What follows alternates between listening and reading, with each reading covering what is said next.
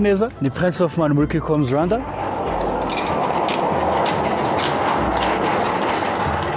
Uyu munsi merere hano ku Irebero aho mbazaniye ino nzu nziza cyane iri inyuma yanjye. Ni inzu nziza kandi nshyashya pe. Iherereye kuri kaburimbo muri quartier nziza ahantu witegeye neza cyane. Ikibaya cyose kijya mu Bugesera. Ni inzu ifite ibyumba 4, toilette 3, ikibanza ni metero kare 300, ariko kandi iri ku isoko kuri $250,000. Reka mbatembereze.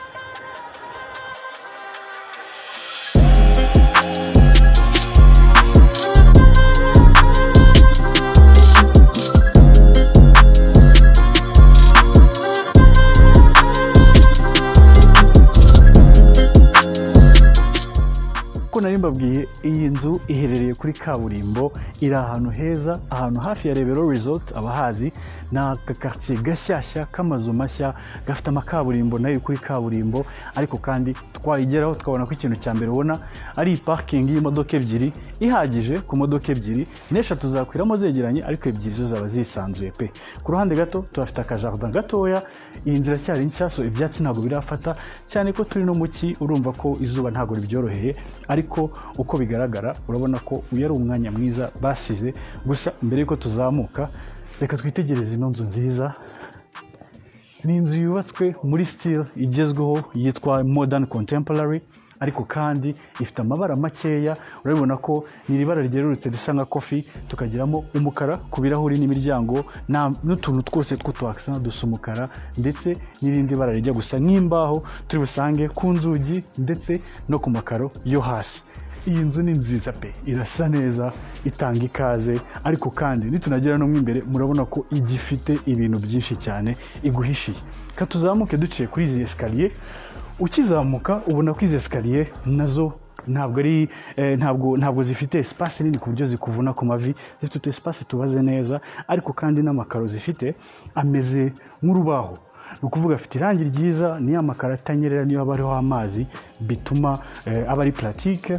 Twagera kuri iri baraza bikaba rurangiza, kuko reba ibaraza ufite imbere yuko winjira mu nzu. Ni ibaraza ryiza, ariko kandi tukabona ko iyi nzu ifite ubusitani buyizengurutse. Reka mbereke, duhagaze hano ukitegereza iyi mbuga yose y'imbere. Iyi ni jardin, ni umwanya basigiye jardin, nubwo zitarafata kubera ko turimo kibagereza kuziha amazi. Inzu ni nshyashya, ariko kandi nizimara gufata neza ahantu hazaba hasa neza pe. Urabona nk'izi ndabo bateye kuri uru ruhande, udutaramo hagati, ni ibintu bisa neza. Aha ku ruhande naho barakomeza, ndetse iyi jardin irakomeza ikagera hari inyuma.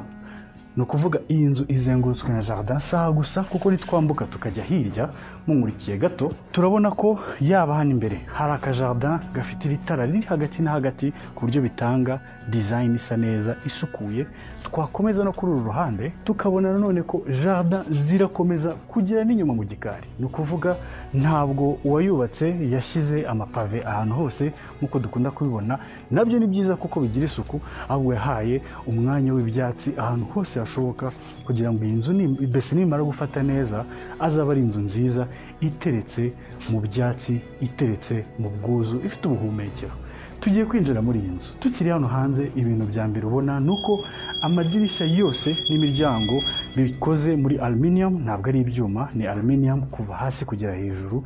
Ni ibintu byiza byongera karite ku nzu, ariko kandi twajya kwinjira tukabona ko dufite umuryango munini. Uyu muryango ugomba kuba ufite hafi 120 zirenga, witwa pivot door. Murebe ukuntu uyu muryango ungana, ukoze muri muvura, uraremereye ku buryo unabyumva, ariko kandi nunareba epeseri ufite ni nka santimetero 8 zirenga. Ntabwo ari umuryango wo gukina nawo, ni umuryango mwiza ukomeye. Ariko kandi twinjiye tumenyere ko akenshi mu nzu zo muri Kigali nizo nkunda kubereka, winjira uhita ugera muri salo. Iyi ngiyi ntabwo ariko bimeze. Ufite aka kantu k'agafuaye, ni akantu ubanza ukageramo mbere yuko noneho ujya mu bice bitandukanye by'iyi nzu. Ni karibu. Tugeze muri uyu mwanya tubona ko hano dufite salon ifunguye. Ni salon ifite ibintu byiza bitandukanye. Ahamereye ni mu mwanya wa salle à manger, naho wakwicara uri kurya.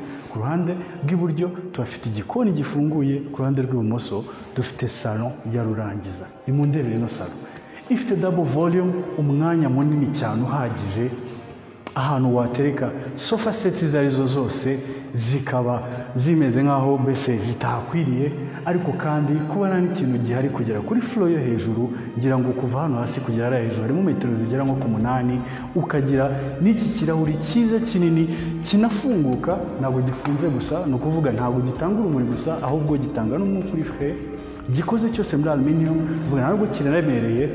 Ni ibintu byiza byongera kalite y'imibereho y'abantu batuye muri ino nzu. Ariko kandi tukiri n'aha ngaha turabona bya ndi navugaga, utu accent rwose, udupurize, amatara, urabona utu interrupteurs twose dusa umukara, ku buryo bigaragaza ko umuntu washushanyije, umuntu wakoze final touches z'iyi nzu nta mikino yari afite kandi nta nubwo yari ari gusondeka kabisa. Twikomereze twegeye ku ruhande, nari ngiye ntaberetse amatara. Hejuru turafite chandelier nziza cyane, iri moderne, iri minimalist, yereka itanga urumuri hano muri salon. Ariko kandi turenda tubibona ko ibu bwoko bwa chandelier aribwo dufite mu nzu hatandukanye. Murabona ko aribwo dufite hano muri salle à manger, ndetse twanakomeza muri iki gikoni cyacu kiri open, naho turayifite ntoya. Ibi ni byo bikoreka umuntu ukora ibintu akunze. Iyi nzu iraryoshye pe, no kuyijyamo no kuyitembera biteye ubwuzu. None bibazo uyituyemo, niba budget ya $150,000, iyi nzu rwose duhamagara uzuyisure. Ni inzu nziza. Hano granite countertops, utubati duhagije dukoze muri MDF dutandukanye. Umwanya w'ishyiga uri hano, bategereje ko zashyiramo y'amashyiga ukatira, ariko kandi ushaka modification yuko ikiba cyegura bakagushyiramo umwanya w'ishyiga ryawe, nabyo babigukorera. Hano hakaba umwanya wa frigo, ndetse tukagira n'umwanya wa stock iri hano kugeramo hirya munsi ya escalier. Aha hose naho wabika ibintu bitandukanye. Mu gikari ntabwo hari byinshi, ariko reka naho mabereke. Nkuko nababwiye, uwubatse ino nzu yibanze ku byatsi, niyo mpamvu naha mu gikari tuhafite ibyatsi. Hariya tukagira ikigega cy'amazi, ndetse n'aha ngaha tukagira icyumba cy'uwagufasha mu rugo gifitemo dushe na toilette. Ukuvuga ibi ni byo usanga mu gikari. Ikibanza ntabwo ari kinini, ariko umwanya yawukoresheje mu buryo bwiza bushoboka bwose. Iyi nzu nkuko nababwiye ifite ikibanza cya metero kare 300, aho yubatse ni metero kare 120 kuri iki gice cyo hasi. Ni ibihe bintu bindi dusanga hano hasi? Tukigera hano iruhande rw'umuryango twinjiriramo tuhasanga office. Iyi ni office yawe mu rugo, gusa nanone si yo gusa, kuko tuhafite n'icyumba kimwe kiri kuri uru ruhande. Reba ubuso iki cyumba gifite, ni kinini, kirahagije, ntabwo ari icyumba gisondetse, kandi ari icyumba cyo hasi cy'abashyitsi. Gifite nanone amakaro ahagije, itara ryizamo hagati, n'utu accessoires dutandukanye. Dufite hano idirishya rya aluminium rituma ugira urumuri n'umwuka mushyashya mu cyumba cyawe. Inzugi nazo ni inzugi nziza, zifite aka design kari clean, kari moderne, ariko ko noneho byiyongereho tukagira ino dushe. Nakwitwa nti iyi ni dushe nziza pe. Iyi ni dushe nziza, aka kavani kigakoze neza cyane, granite, kara floating, ntabwo gakora hasi. Iyi sink iri hano hejuru, cyangwa se lavabo iri hano hejuru yo muri Aquaria bahazi ni ku Gisozi, bagira ibintu bihenze kandi byiza, ni kamwe muri two. N'iyi robine niyo kuri Aquaria, utuntu twa kalite, ariko byari navugaga utu accessoires twose ni umukara. Hano tuhafite toilette, ndetse n'iyi dushe nziza ihagije, tukagira amakaro aryoshye. Iyi dushe yongeyemo hano rwose yakuza n'ibyaha byawe, iraryoshye pe. Ibi rero nibyo dufite muri metero kare 120 zigize ubuso bwubatse hano hasi. Tugiye kuzamuka hejuru turebe, kuko hejuru hari metero kare 105. Turebe se izi 105 zigizwe n'iki. Karibu. Mu kuzamuka dufite escalier zifite utu garde-fou twiza dushushanyije neza, itara ryiza, chandelier bimwe nababwiraga, uniformity. Umuntu wakoze ino nzu rwose nta bintu byo kwigavura. Aha hagati niho dufite landing, ariko ni landing nanone nziza, kuko iguha overlook, cyangwa se aho warebera muri salon. Uri hano ikoze mu kirahure, ifite garde-fou y'ikirahuri, ariko kandi ifite na ziriya views nziza cyane tubuze kuzibona mu kanya. Aha hejuru tuhasanga ibyumba bitatu, harimo 2 bisangira dushe na toilette, hakabamo na chambre principale. Icyumba cya mbere giherereye hano. nanone n'icyumba cya mbere twari twabonye hasi nacyo ni icyumba kinini kandi gihagije rwose, gifite umwanya munini cyane wo kuba wapozishoningamo igitanda uko cyaba kingana kose, ndetse na garde-robe, tukagira n'idirishya rinini riguha umwanya w'ubuhumekero ndetse n'urumuri.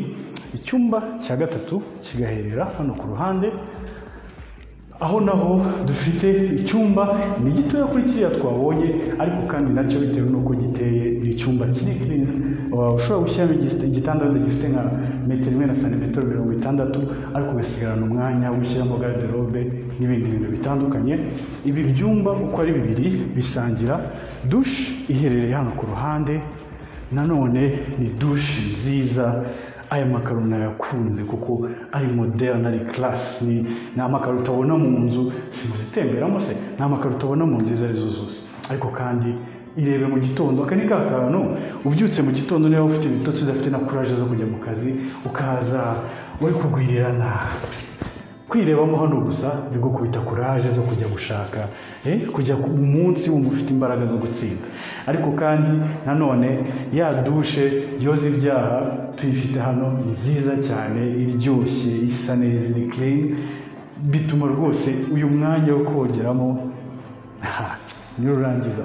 Dusigaje chambre principale. Hari akantu gatoya nibagiwe, hari idirishya, ngira ngo turi kurebera hano twabibona, hari idirishya bahasize, ya dirishya rituruka hano rikagera hasi.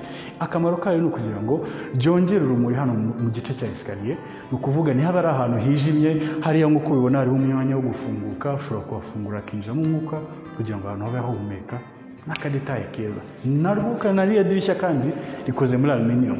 Katwigiye muri chambre principale. Tugeze hano murabibona ko iki rwose ari igihugu, ni icyumba kinini gihagije kandi cyiza pe. Gifite uruhande ruriho amadirishya menshi, ni ukuvuga ufite urumuri rwinshi ruhagije ruturuka hano, ariko kandi umutwe w'igitanda uri hariya. Aha naho ushobora gushyira garde-robe yawe. Ni icyumba kinini gihagije kandi cyiza. Iki cyumba gifite douche na toilette mo imbere, donc duciye hano nanone niho tubona douche nziza ihagije yo kogeramo uhagaze. Tukagira nanone vanity, aquaria, materiel za karite iri hano, toilette ni Milano, dufite idirishya ryo kuguha urumuri, kandi urabona ko urumuri ruri muri iki cyumba cyo kogeramo. Twakikomereza hirya, akaba ariho dusanga balcon. Iyi balcon ntabwo ari nka balcon njya mbereka zidafite akamaro. Iyi balcon icyambere ni nini, yubatse neza, kureba nk'aka gakuta, n'agakuta ka accent keza. Wicaye hano niyo wafata agaselfie telefone nayisize, niyo wafata agaselfie ahangaha selfie zikeye, ko ureba aka gakuta gakoze neza kandi abantu babaza ubwenge. Aka gakuta, aya ni amakaro ameze nk'aya yubakishije hasi, bagiye bashyiramo hano, bahiza bakoteresha umukara, arangije asohoka ameze gutya, ibintu biryoshye. Atereka akavaze hano ku ruhande. Abantu bazi ubwenge buriya Imana izabagirira neza, bazajya no mu ijuru kubera ubwenge bwabo. Ibintu ni byiza pe. Ariko kandi tukagira n'iyi view, nuko uyu munsi harimo agahu kamaze iminsi ntabwo gacya, ariko uri hano ubundi ku munsi ukeye ushobora kureba kugera mu Bugesera ku kibuga cy'indege. Ni ikibaya cyiza cyane ufite imbere yawe, ariko kandi urebye inaha hasi tuhafite ya jardin nababwiraga. Tukagira parking hariya ku ruhande, urabona ko ari ibintu bipanze neza. Inzu iri kuri kaburimbo, ni inzu iryoshye. Iyi nzu ni iyande. Iyi nzu ni iy'umuntu ukunda kubaho mu buzima bwiza, ukunda ibintu biri ku murongo kandi bidasakuza. Ni ukuvuga niba ukunda y'amabara avangikiranye, iyi ntabwo ari yawe pe. Niyo umuntu ukunda utuntu turi ku murongo, duteye neza, ukunda gutura ahantu hatuje, hafite views. Ariko kandi icyiza cy'inzu n'ahantu iherereye, duhereye hano ku Irebero. Ku Irebero abantu bahazi, hafi ya Rebero Resort, ni iminota 20 kugera kuri 30 kugera aho washaka hose muri Kigali, yaba ku kibuga cy'indege, yaba mu mujyi, yaba Kimironko ku isoko, yaba i Nyamirambo, yaba ahari hose. Ngira ngo na Nyabugogo ntabwo byarenga. Donc uri ahantu hagati, kudepoza abana ku ishuri ni aka kanya, ni segonda rimwe, kujya ku kazi ni ibintu bitagoranye. Donc iri ahantu heza, kandi n'igiciro cyayo kuri 1,450,000 ugereranyije n'inzu ziri ku isoko aka kanya zitanasa gutya kandi zishaka amafaranga menshi kurushaho. Iyi nzu rwose ni inzu ya karite, nakurekomanda. Now twibukiranyije, ifite ibyumba 4, toilette 3, ikibanza ni metero kare 300. Ukaba wayigurira kuri 1,450,000 hano Kicukiro kwirebera. Ni inzu nziza, ni inzu iryoshye, ni inzu ikubereye wowe uri kundeba aka kanya. Duhamagare kuri nimero yacu 0788 44 18 44. Iyo nimero ni nayo dukoresha kuri WhatsApp. Umbuzeho ushobora kumamagara kuri 0785 74 35 33 cyangwa se ukadusura kuri website yacu ariyo www cyangwa se www.quick.rawa cyangwa se www.quick.rw. Nakagaruka rero, yari Prince Hoffman kuva muri Quick Homes Rwanda, naho butaha.